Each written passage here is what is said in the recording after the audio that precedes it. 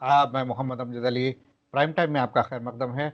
नाजरीन, ने देखा कि किस तरह से हालिया सैलाबी कैफियत में जो हैदराबाद की हालत हुई है, जिसके बाद से हुकूमत तेलंगाना के अलावा कई गैर सरकारी इदारे भी रिफाही काम में जुट गए हैं। जहां कई इदारे इस काम में जो है अपने पूरी पूरी तवानाई लगाकर लोगों की मदद करने में लगे हुए हैं, वहीं हेल्पिंग हैंड फाउंडेशन भी किसी से पीछे नहीं है। इमदाद का काम किस तरह से हो रहा है, क्या मुस्तहकीन तक इमदाद पहुंच पा रही है, ये सारी तफसीलात आज हम जानने की कोशिश करेंगे हेल्पिंग हैंड फाउंडेशन के बानी व सदर जनाब मुश्तबा हसन अस्करी साहब से। अस्करी साहब, आपका बीबीएन चैनल पर खैर मकदम है। अस्सलाम वालेकुम सर। जी वालेकुम अस्सलाम। जी अस्करी साहब, पहले आप ये बताइए कि जैसे ही हैदराबाद में कई इलाके ज़ेरे आब आ गए, आपने अपना जो है अपनी मुहिम शुरू कर दी है, तो आपने शुरू में क्या-क्या देखा? जैसा आप सब लोग जानते हैं जब से ये हालात हुए हैदराबाद में गुज़िस्ता 10-12 दिन हो गए आज। जो पहले राउंड ऑफ फ्लडिंग हुई उससे काफ़ी सारे इलाके मुतासिर हुए। ख़ुसूसन जो एरियाज़ लो लाइंग एरियाज़ थे और जो घरें नालों पर बने हुए थे, वो सारे एरियाज़ बहुत बुरी तरीके से मुतासिर हुए। उसके बाद दूसरा राउंड हुआ सैलाब का जो 1 हफ्ता पहले जिसमें काफ़ी सारे टैंक्स और जो वाटर बॉडीज़ टूटकर बह गए, जी। जिससे फर्दर नुकसान हुआ और नए क्लस्टर्स का इज़ाफ़ा हुआ। तो अ, हमारा काम दूसरे सारे तंज़ीमों के जैसा आपने बताया कि बहुत सारे वॉलंटरी ऑर्गेनाइजेशंस ग्राउंड पर काम कर रहे हैं और हम भी डे वन से हमारी कोशिश जारी है। जो लोग मुतासिर हुए उनसे हम गुज़िस्ता 12 दिन से रोज़ राब्ता कर रहे हैं। हमारी जो कैपेसिटी है और कैपेबिलिटी है उसके तहत हम relief material, medical services, sanitation का काम, क्लीनिंग का काम आज भी जारी है हमारा। हुँ, हुँ। जैसा कि आपने बताया कि जब पहली बार तेज़ बारिश हुई, तो कुछ इलाके ज़ेरे-आब आ गए। उसके बाद फिर दूसरी बार तेज़ बारिश हुई, तो क्लस्टर्स का इज़ाफ़ा हुआ। तो क्या जी आप हाँ। बता सकेंगे कि पहली बार जब बारिश हुई, तो कौन-कौन से इलाके ज़ेरे-आब आए थे?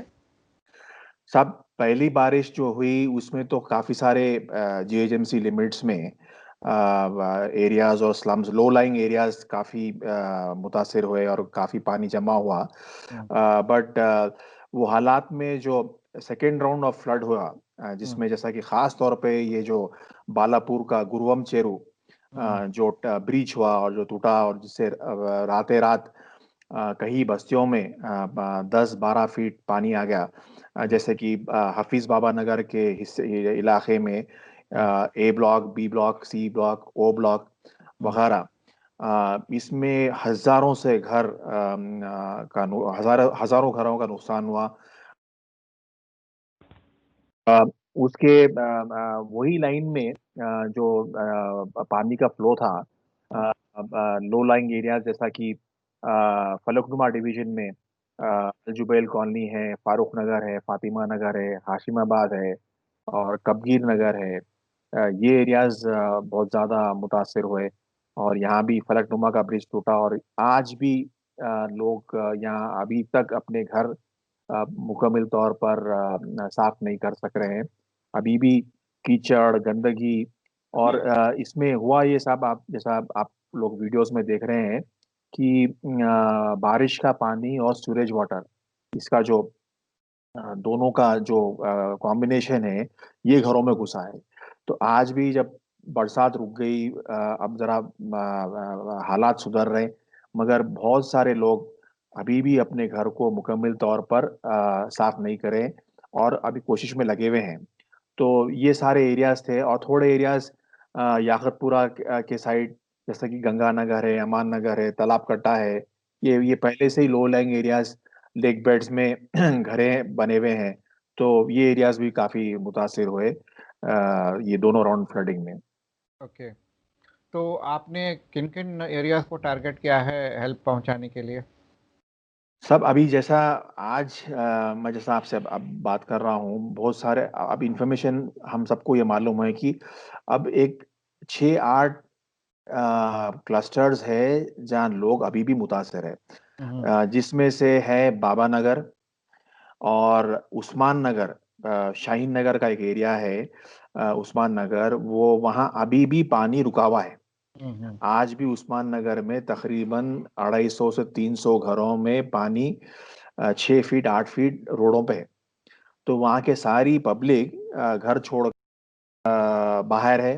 हुँ, उनका सारा सामान जो था, और पूरे 90% ऑफ लोग उस्मान नगर के जो है वो किराए के घरों में रह रहे हैं। लोग हैं डेली वेज टाइप के, लेबर काम करने वाले लोग हैं जो हुँ, मुतासिर हुए, बहुत बुरी हालत में हैं। हुँ, हुँ, बच्चों को लेकर बगैर घर के बगैर सामान के रोडों पे गुजारा कर रहे हैं। बाज लोग जाकर कुछ टेम्पररी भाड़ों में घर ले लिए हैं, हुँ, मगर हालात खराब है।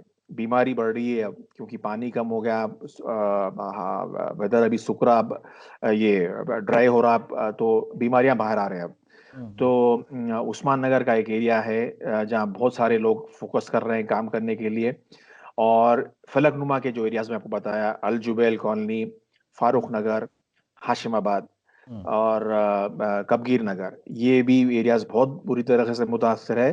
चादर घाट के एरिया में मूसाराम नगर, गंगा नगर, यहाँ भी हालात खराब है, आज भी हालात खराब है। हुँ, हुँ, और इस सारे इलाकों में तकरीबन घरों में जो घर का सामान है वो कंप्लीटली डैमेज और डिस्ट्रॉयड है। हुँ। और लोग अभी भी ये कोशिश में है कि घरों को साफ करें और अपनी जिंदगियों को जोड़ने की कोशिश कर रहे हैं, जो बहुत इस वक्त मुश्किल दिख रहा है। हुँ। इतना अरसा हो जाने के बाद भी इन इलाकों में पानी अभी भी 6 था 8 फीट भरा हुआ है आपने बताया है। जी तो इसकी वजह क्या हो सकती है? साहब, मैं ये मामले में एक्सपर्ट तो नहीं हूँ, बट मेरी जानकारी के हिसाब से जो नालों पे इंक्रोचमेंट्स हुए, हुँ, जो low lying area lake beds पे इंक्रोचमेंट्स हुए, जो पानी के जो नेचुरल जो कुदरती चैनल्स हुँ, जो है उस पे जो इंक्रोचमेंट्स हुए, हुँ। इस तमाम चीज़ों का नतीजा है ये। अच्छा, तो मैं ज़्यादा इस पर नहीं बोल सकता हूँ, मेरा जी, काम हेल्थ केयर मेडिकल रिलीफ इस पर ज़्यादा है। बिल्कुल। तो रीज़न ये है इसका। मैंने ज़िम्नन इसलिए पूछ लिया ताकि जी आपने डायरेक्ट आपने मुशाहिदा किया है तो आपने कुछ न कुछ जी लोगों से मालूम किया होगा, स्टडी की बिल्कुल होगी। जी। बिल्कुल। हो सकता है ये एरिया बिल्कुल ही तालाब के पेट में बीचों-बीच बनाए गए हैं। वैसी है, वैसी बात जिसकी है वजह सब। से इतना बुरा हाल है। तो करेक्ट। आप किस-किस किस्म की रिलीफ़ पहुँचा रहे हैं, जहाँ-जहाँ आप पहुँचा रहे हैं? हाँ, तो साहब देखिए, रिलीफ का काम जैसा है, शुरू के दिनों में तवज्जो हम सारों की खाने पर, पानी पर, और जो ब्लैंकेट्स पर, इस तरीके की चीज़ों पे थी। हुँ, उसके बाद जैसा हालात बदलते गए, साफ सफाई सैनिटेशन में हम लोग काम कर रहे हैं। अल जुबैल में कॉलोनी में और कबीर नगर में, बाबा नगर के काफ़ी ब्लॉक्स में एक हमारी टीम, एक 50 वॉलंटियर्स और कुछ लेबर को लेकर मुस्तकिल हम लोग लोगों की मदद कर रहे हैं। दिन में 20, 25, 30 घर साफ करने की कोशिश कर रहे हैं, जो बहुत सारे और तंजीमें भी कर रहे हैं। अच्छी बात ये है कि काफ़ी सारे और एनजीओज़, वॉलंटरी ऑर्गेनाइजेशन भी ये काम कर रहे हैं। तो जी। नंबर 1 वो। दूसरा जो हमारी स्ट्रेंथ है, हमने ये सोचा कि मेडिकल कैंप्स की सख्त ज़रूरत है। इसलिए कि बीमारी अब बाहर आ रही, लोग जैसा देख रहे हैं अभी, बीमारी अब बाहर, वाटरबोर्न डिजीज जिसको बोलते हैं। हुँ, हुँ, तो सब में टॉप में अब हम ये सारे एरियाज में रोज 3 से 4 कैंप्स कर रहे हैं। तो हर कैंप में तकरीबन 300-400 लोग डेली आ रहे हैं, जिनको हम मेडिसिन दे रहे हैं। तो बीमारी में जैसा मैं आपको बताया कि फंगल इन्फेक्शंस, ये पानी की तरफ से, कंटामिनेटेड वाटर की तरफ से बहुत सारे लोगों को, 10 में से 8 लोग को फंगल इन्फेक्शंस आ रहे हैं। हुँ, तो हुँ, फंगल इन्फेक्शंस की दवा जो ऑइंटमेंट के तौर पे और ओरल डोज हुँ, डॉक्टर्स हमारे दे रहे हैं। छोटे बच्चों को बुखार, खांसी, जुकाम हलक में दर्द, ये सिम्टम्स से आ रहे हैं। हम्म, बहुत सारे लोगों को ब्लड प्रेशर की शिकायत से आ रहे हैं। और ताज्जुब की बात यह है, हमने सर्वे में ये नोटिस किया कि तकरीबन आधे से ज़्यादा लोग जो डायबिटीज़, ब्लड प्रेशर की गोलियां खाते हैं, उनके नुस्खे जो हम्म, मेडिकल रिकॉर्ड्स है वो पानी में बह गए।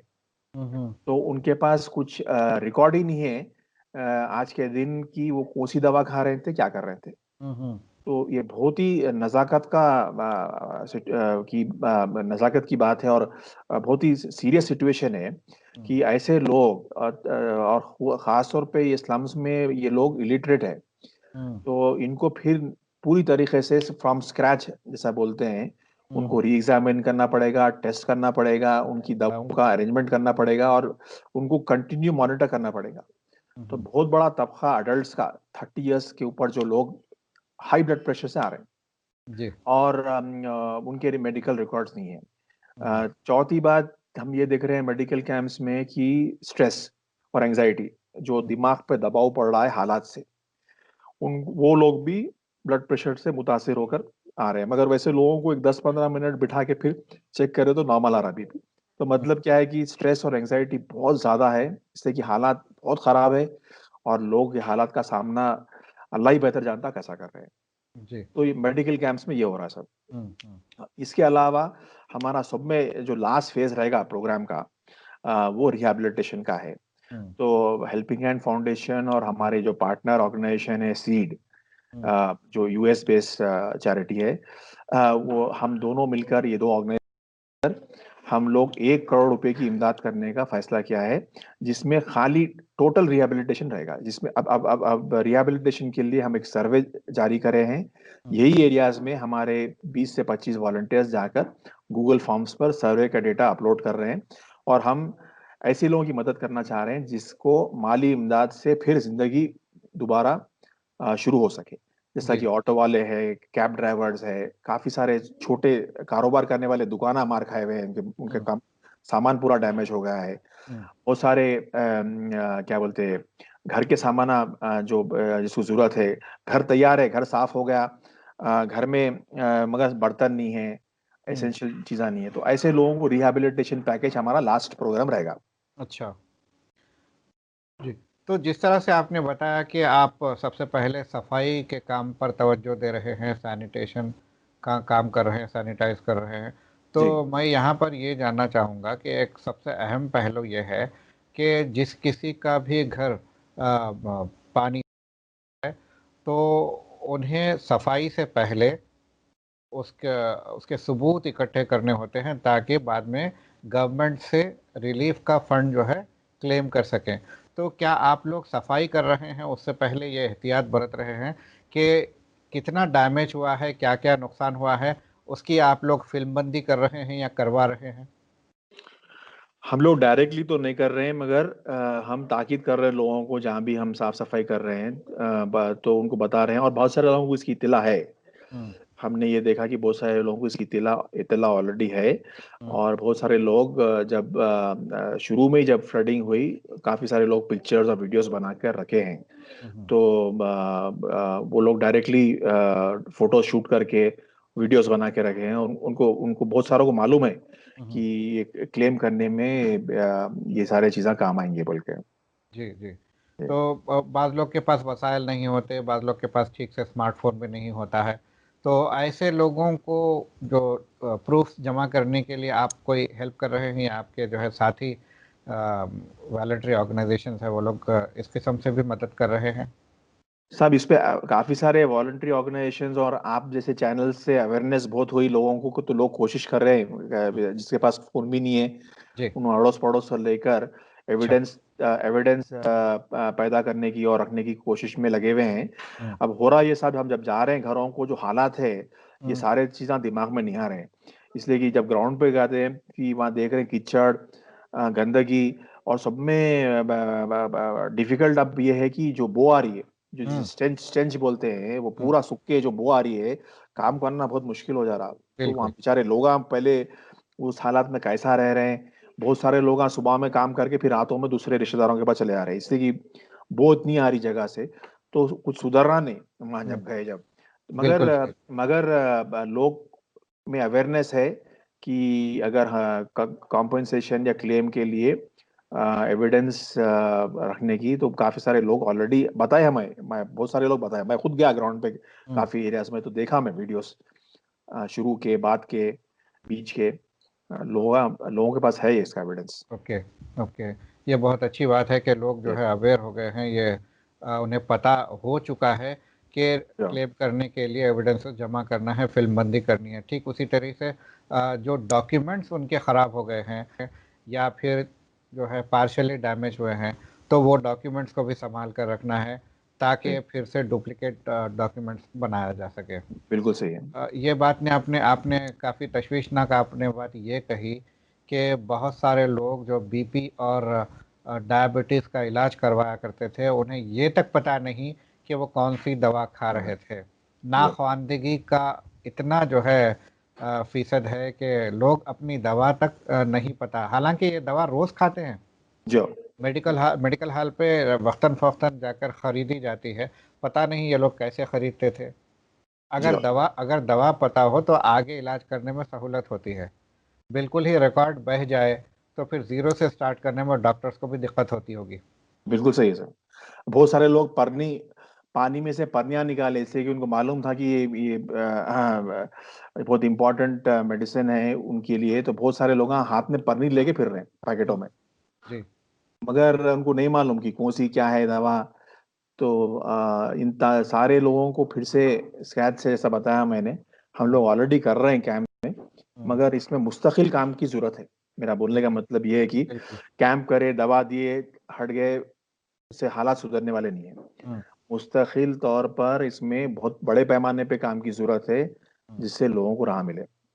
जैसा कि आपने बताया कि बर्दाश्त से बाहर जो है बदबू का जो आलम है, तो आप जब थोड़ी देर के लिए जा रहे हैं काम करने तो आप परेशान हो जा रहे हैं। जो जो लोग वहीं दिन रात रह रहे हैं वो कैसे रह पा रहे होंगे। बिल्कुल सही है सर, बिल्कुल सही है। बहुत मुश्किल है हालात, और मैं इस मौके पर हमारे जो डॉक्टर्स और नर्सेस वॉलंटियर्स है, उनको दाद देता हूँ। खुसूसन हमारे साथ निज़ामिया यूनानी हॉस्पिटल के डॉक्टर्स की टीम जुड़ी हुई है, जी और हमारे खुद के डॉक्टर्स ऑनलाइन कंसल्टेशन कर रहे हैं। तो ये डॉक्टर्स सुबह से शाम 300-400 पेशेंट्स को देख रहे हैं। सब काबिल तारीफ काम है उन हालात में। और कोविड का अभी भी माहौल है, ऐसा नहीं है कि कोविड ख़त्म हो गया। हम्म, तो कोविड का पेंडेमिक अभी भी है, किधर कहाँ वबा चल रही उसका इल्म नहीं है हमारे को, बट इन हालात में काम करना बहुत मुश्किल है। बिल्कुल। ये काबिल तहसीन है कि बेहतरीन डॉक्टर्स की टीम आपके साथ मौजूद है और दिन रात जो है ऐसे मजबूर और मुसीबत ज़दा लोगों की खिदमत में हाजिर हैं। तो क्या ऐसे लोग जो डॉक्टर्स हैं, पैरामेडिकल स्टाफ है, तो ये जो लोग जा रहे हैं ऐसे मकामात पर जहाँ पर बदबू फैली हुई है और एयरबॉर्न डिजीज़ का ख़तरा है, water water in pollution, air. जी, वाटर एंड एयरबॉर्न दोनों डिजीज का खतरा है, तो क्या ये टीम के प्रोटेक्शन के लिए भी कुछ इकदाम किए गए हैं? सब प्रोटेक्शन तो वही बेसिक है, मास्क, ग्लव्स, हम्म, सैनिटाइजर्स। हम्म, पीपीज नहीं पहन सक रहे हैं कि बाहर ह्यूमिडिटी इतनी है, पीपी पहन के नहीं बैठ सक रहे हैं हम्म, डॉक्टर्स ना पैरा हमने चाहा कि पीपीज पहनकर काम करें, बट वो पीपी नहीं पहन सक रहे हैं, तो ग्लव्स डिहाइड्रेशन है, के चांसेस होते हैं। बहुत ज्यादा है। हम्म, हाँ, तकलीफ वो उसमें पसीने में काम नहीं कर सकते, बिल्कुल। तो ग्लव्स, मास्क, सैनिटाइजर्स, इसका ही इस्तेमाल कर रहे हैं हम लोग। हम्म, और बाकी अल्लाह के ऊपर छोड़ दिए खिदमत में। हम्म। जो और आपने बताया कि कई लोग नफसियाती मरीज भी बन रहे हैं जिसकी वजह से उन्हें बीपी वगैरह हो रहा है, जो तो नफसियाती पहलू को एड्रेस किया जा रहा है आपके साहब, प्रोग्राम अभी में? अभी नफ्सियाती पहलू को नहीं कर सक रहे हैं, इसलिए कि कैंप्स में जो हालात है कैंप्स के अतराफ, हम्म, लोग जहाँ भी कुछ हो रहा है, अगर 300 लोग बीमार है तो 1000 लोग आके खड़ रहे हैं। हम्म, जहाँ भी कुछ इमदाद हो रही तो लोग ये समझ रहे हैं कि कोई पैसा दे रहा, कोई दवा दे रहा, हम्म, तो जो बीमार नहीं है वो भी आके खड़ जा रहे हैं। हम्म, तो ये सिचुएशन बहुत केओटिक है। हम्म, बोलने का मतलब क्या है कि एक ऑर्गेनाइज तरीके से नहीं कर सक रहे हैं, इसलिए कि भीड़ बहुत हो जा रही है हर जगह पे। बिल्कुल बिल्कुल। तो इसके लिए क्या है, जरा एरिया साफ मिला और कुछ हालात सुधरे तो फिर इसका जायजा ले सकते हैं। जी, अब हो अस्करी रहा। साहब। जी। जी, जी। अ, अकबरुद्दीन अवैसी साहब भी अपनी कॉन्स्टिट्यूएंसी में काफ़ी कुछ काम कर रहे हैं। आपने जैसे बताया कि बहुत भीड़ जमा हो जा रही है, ऑर्गेनाइज तरीके से काम नहीं किया जा रहा है, तो मैंने ये देखा कि अकबरुद्दीन अवैसी जो काम कर रहे हैं, उनकी एक टीम पहले इलाकों का मुआयना कर रही है, दौरा कर रही है, वहाँ जाकर दरियाफ्त कर रहे हैं, दरियाफ्त करके जो वाकई डिजर्विंग है उन्हें टोकन इशू किया जा रहा है, उसके बाद फिर एक्चुअल इमदाद पहुंचाई जा रही है। तो क्या ये मॉडल अपने वॉलंटरी ऑर्गेनाइजेशन भी सारे अपना सकते हैं? सारे वॉलंटरी ऑर्गेनाइजेशंस कर रहे हैं सब ये। हम्म। सारे वॉलंटरी ऑर्गेनाइजेशंस कर रहे हैं, बेहतरीन पैमाने पे कर रहे हैं। हम्म। सफा बैतुल माल, एक्सेस फाउंडेशन, हमारी खुद की तंजीम जमात इस्लामी, जी। और मुख्तलिफ ऑर्गेनाइजेशंस जितने हैं, तबलीगी जमात भी काम कर रही है। तबलीगी जमात, हैदराबाद ज़कात ट्रस्ट, फीड। जी तो जी। ये सब लोग अपने तौर तरीके से डेटा कलेक्ट कर रहे हैं, सर्वे कर रहे हैं। कोई यही नहीं चाह रहा कि कोई हकदार को छोड़ के इमदाद हो। तो जी हम पूरी कोशिश में लगे हुए हैं कि सही आदमी को आइडेंटिफाई करे और टाइम पर उनकी मदद करे। जी। तो ये काम हर हर हर तंजीम कर रही है। जी। एक ही मुस्तहक को दो दो तीन तीन बार इमदाद ना पहुंचे, इसको कैसे एड्रेस कर रहे हैं आप? साहब ये इसमें कोई गारंटी नहीं है, हो सकता है ओवरलैप होने के बहुत चांस है। हम्म। मगर जैसा हमारे जो वॉलंटरी ऑर्गेनाइजेशंस का एक कोऑर्डिनेशन चल रहा है, हम्म। और हम एरिया वाइज सर्वे जो कर रहे हैं, जो एरिया हम कर रहे हैं दूसरे इदारे नहीं आ रहे हैं। हम्म। मगर तो इस तरीके से हम एरिया को डिवाइड करके काम कर रहे हैं। हम्म। उसके बावजूद भी बहुत सारे इंडिविजुअल्स और ग्रुप्स इमदाद हम्म। कर रहे हैं, जिनका हम्म। कोई तंजीम नहीं है, ऑर्गेनाइजेशन नहीं है। हम्म। सौों की तादाद में मैं देखा कि लॉरियां भर के सामान लाके दे रहे हैं। जी। हाँ, तो अब उसको कोई हमारा कंट्रोल नहीं है। और वो बिल्कुल। वो अच्छी बात है, जितने लोग। ये मैं आपको एक बात आपके चैनल के थ्रू ये बोलना चाह रहा हूँ कि जो इमदाद हो रही है वो खतरे समंदर में अच्छा। इतनी ज्यादा जरूरत है। इसका अभी भी गवर्नमेंट जायजा नहीं ली।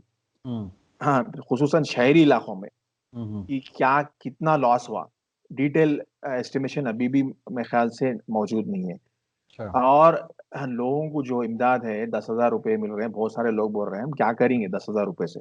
बिल्कुल। हाँ, तो सारा घर में एक छोटी सी काढ़ी की डब्बी से लेके पलंग बिस्तर तक खराब हो गया। हम्म। कपड़े नहीं है, खाने का सामान डैमेज हो गया, टीवी फ्रिज जो जो भी था। हम्म। कहाँ से शुरू करेंगे? और हम्म। आप ये इम्पोर्टेंट क्या है कि जो हालात कोविड के लॉकडाउन से थे, उसमें काफी सारे लोग मुतासिर थे और उनके कारोबार धंधे जॉब्स वगैरह ऑलरेडी बहुत लो लेवल पे थे। हम्म। उस हालात में फिर ये सिचुएशन आया। हम्म। तो माली और माशी हालत लोगों की बहुत खराब है। और हम जो कुछ भी कर रहे हैं, सारे इदारे, सियासती तंजीमें, वॉलंटरी ऑर्गेनाइजेशन, गवर्नमेंट, उसके बावजूद भी मेरी पर्सनल रीडिंग ये है कि बहुत बड़ा गैप रहेगा जी। इमदाद पूरी हो। कहीं कोई महरूम तो नहीं रह जा रहा है, जिस तरह से आप बता रहे हैं कि जितनी ज़रूरत है उसका हम खतरा ही जो है पहुंचा पा रहे हैं, तो क्या बहुत सारे लोग महरूम तो नहीं रह रहे हैं? कहीं सब उन्हें जान खोने का खतरा तो नहीं है? आ, सब देखिए, ऐसा है कि लोगों को मिल रही है इमदाद, मगर हमारे से तंजीमें छोटे मोटे जो है, हम्म। राशन कुछ, मैट्रेस ब्लैंकेट वगैरह, इससे इनकी जिंदगी फिर शुरू नहीं हो सकती। एक हम्म। वक्तिया कुछ उनको मिल जा रहा आराम। इंटरिम रिलीफ है। जिस इंटरम तरह से, रिलीफ है हाँ, जो। इंटरिम रिलीफ है। आपने जो 10,000 की जो बात की है वो भी हुकूमत तेलंगाना की जानिब से जो दिया जा रहा है वो इंटरिम रिलीफ है। उसके बाद फिर कॉम्प्रिहेंसिव फंडिंग भी होगी। हाँ, अगर ऐसा ऐसा हुआ। ऐलान किया गया है 1 लाख रुपए तक का, हालांकि लोग ये कह रहे हैं कि 1 लाख रुपए भी नाकाफी है, हाँ, जो तो अगर उसमें वो वैसा रकम में इजाफा होना चाहिए। जो जी। वो अगर ऐसा हुआ तो बहुत अच्छा है साहब, कि वो उसकी सख्त जरूरत है। ये जी। काम जो है गवर्नमेंट एजेंसीज, हुकूमत के जानिब से होने का काम है साहब, मेजोरिटी। बिल्कुल। एनजीओ वॉलंटरी ऑर्गेनाइजेशन तो करते हैं, मगर हमारा पूरी बेस्ट ऑफ एफर्ट्स के बाद हम एक 5% भी डिमांड मीट करने की कैपेसिटी नहीं है। जी। जी। वो बात बहुत समझना अच्छे। जरूरी है जो। बहुत अच्छे आपने इंकशाफात किए और बहुत अच्छी जानिब तवज्जो दिलाई है। और बहुत सारी बातें जो आमतौर पर लोगों को पता नहीं होगी, शायद वो भी आपकी इस गुफ्तगू से लोगों को मालूम हुआ होगा। हमें उम्मीद है कि आप इसी तरह से अपना अच्छा काम जारी रखेंगे और आप पर अल्लाह का फजल होगा। आपके अलावा दीगर जो वॉलंटरी ऑर्गेनाइजेशंस काम कर रहे हैं, उन्हें भी जो है अल्लाह की नुसरत हासिल होगी और लोगों की दुआएं मिलेंगी, और इंशाल्लाह बहुत जल्द हैदराबाद बैक टू नॉर्मल आ जाएगा। इंशाल्लाह। इस नेक तमन्ना के साथ मैं आपसे बहुत बहुत आमीन। शुक्रिया अदा करता हूँ हमसे थैंक यू जुड़ने के लिए। नाजरीन, ये थे जनाब मुश्तबा हसन अस्करी साहब, बानी व सदर हेल्पिंग हैंड फाउंडेशन। इन्होंने एक सरसरी गुफ्तगू की कि क्या क्या हो रहा है रिलीफ के काम के तौर पर, और कौन कौन से एरियाज़ में फ्लडिंग हुई है, और फ्लडिंग की वजूहात भी इन्होंने कुछ हद तक बताई है। अपनी जो दानिश में और अपनी जो इल्म में है, उन्होंने बताने की बहुत अच्छी कोशिश की। हमें यकीन है कि आने वाले दिनों में हुकूमत की मशीनरी ज़्यादा मुतहरिक होगी, ताकि ये जो ऑर्गेनाइज्ड तरीके से काम हो सकता है, कोने कोने तक, गोशे गोशे तक, और ऐसी जगह जो आमतौर पर लोग नहीं पहुंच पाते हैं, हुकूमत के पास ये सारे वसाइल मौजूद होते हैं। अगर उनका इस्तेमाल करेंगे, तमाम मुस्तहिक़ीन को, तमाम मजबूर लोगों को मदद मिल पाएगी। देखते हैं आगे और क्या क्या होता है। इंशाल्लाह हम इस सिलसिले में गुफ्तगू जारी रखेंगे, नए नए लोगों से मुलाकात करके आप तक इन्फॉर्मेशन पहुंचाने की कोशिश करेंगे। अगले एपिसोड तक के लिए आपके मेज़बान मोहम्मद अमजद अली को इजाज़त दीजिए। शब बख़ैर।